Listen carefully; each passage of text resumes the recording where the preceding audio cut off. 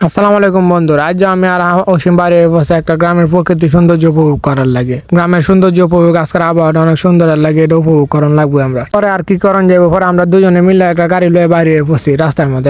আকাশটা কত সুন্দর লাগতেছে আজকে, মানে ওয়েদারটা পরিবেশ কত সুন্দর দেখছুন। সুন্দর আকাশটা আমরা উপভোগ করতে করতে আমরা আগাইতেছি। যে আমার সাথে রয়েছে হলো আমার ছোট ভাই অসীম। এই যে অসীমের সাইড আমরা একটু ভালো করে দেখুন। আজকের এই আবহাওয়া অপরূপ সৌন্দর্য ভরপুর হয়ে বসে।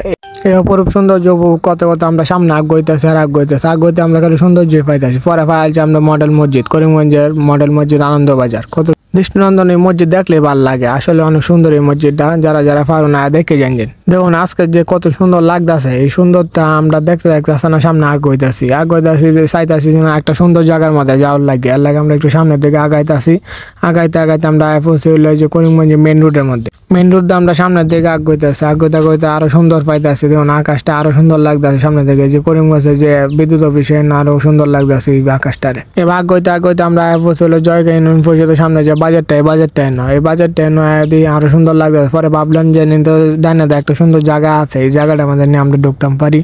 পরে চিন্তা ভাবনা করে গেছি আমরা সামনে আগাইতেছি ব্রিজটার পরে গেলাম একটা ডাইনার রাস্তা গেছে। পরে এই রাস্তায় আমরা এই যে ঢুকে পারাম হয়নি, ডাইনার একটা মূল্য আমরা এখন ঢুকে বসি, একটা সুন্দর ওয়েদার। পরে এই সামনে ঢুকে আমরা সামনে আগাইতেছি যেন আরো সৌন্দর্য আছে। ভিতরে অনেক সুন্দর একটা রাস্তা আছে, জায়গা আছে। এই সুন্দর জায়গাটা যাওয়ার লাগে পানিও আছে, একটা বড় হাওড়ও আছে। এই দেখুন ভিতরে ঢুকতে দেখুন আরো কত সুন্দর পাইছি। দেখুন আকাশটা আর তার রাস্তার গাছপালা কত সুন্দর লাগতেছে। এই জায়গার মধ্যে আপনার যদি আইতেন চাইতে তাড়াতাড়ি আয় পড়ুন, এটা নাকি কান্দাইল ফসছে। সামনে আরো সৌন্দর্য যে উপভোগ করতে আমরা আগাইতেছি আমরা যে গাড়ি চালাইতেছি বাংলার সঙ্গে একটু রাস্তা, এটা চলিং সুন্দর রাস্তার মধ্যে আমরা আগাইতে। পরে পাইছি আকাশটা আরো সুন্দর, দেখুন প্রাকৃতিক কি সৌন্দর্য ভরপুর এলাকা। এবার ঘুরতে ঘুরতে আমরা পাইছি প্রাচীনকালে একটা মঠ, মানে এটা দেখতে মনে হইতেছে 100 বছর পুরানো তো অবশ্যই, কারণ 100 বছর আগে যে আমরা দেশে এরকম বিল্ডিং হইতো।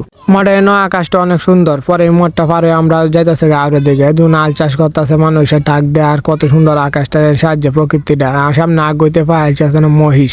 এই গ্রামের মধ্যে যায় যে মহিষও পালে, আর অঞ্চল তো মহিষও পালে। মহিষটা দেখে দিন পার হইতে দিন কত সুন্দর একটা জায়গা যেন পাইছি, মানে শ্যামা আর কত সুন্দর একটা আবহাওয়া যেন সৃষ্টি হয়েছে। আইলে আপনারা বুঝলেন কি সুন্দর লাগতেছে। দেখুন আপনারাই দেখুন কত সুন্দর লাগতেছে ক্যামেরা, আর বাস্তবতা আরো সুন্দর হইব। পরে দেখা যায় আর দেখা যাইতেছে আমরা একটু আওয়ারের দিকে আগাইতাম রয়েছে। এমনিতে পানির ইমন মানে বাড়ছে, যার ফলে আমার ফোনটা নিচে ডুবে হতেছে। লাগে কি হচ্ছে আমরা সামনে না গিয়ে ব্যাক হয়ে যে করতে গরু শুরু হইতা দেখলাম কত সুন্দর লাগতেছে হাওড়ের মধ্যে যে গরু, এভাবে গরু পালে হাওড়ের মধ্যে সবসময় আমরা টিভি দিই।